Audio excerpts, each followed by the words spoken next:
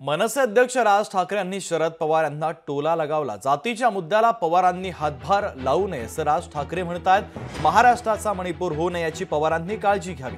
शरद पवारांच्या वक्तव्यावर राज ठाकरे यांनी प्रतिक्रिया दिली।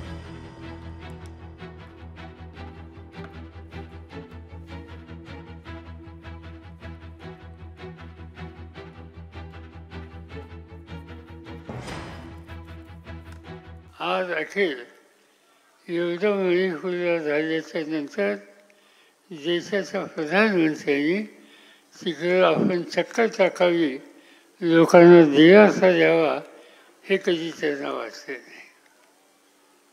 हे घडलं मणिपूरमध्ये, आजूबाजूच्या राज्यातही घडलं, खाली कर्नाटकामध्ये घडलं आणि अलीकडच्या काळामध्ये महाराष्ट्रात काही घडेल का काय अशी चिंता वाटायला लागली। मला असं वाटतं शरद पवार साहेबांनी याला हातभार लावू नये, कळलं का? महाराष्ट्राचा मणिपूर होणार नाही याची काळजी मला असं वाटतं शरद पवार साहेबांनी घेतली पाहिजे।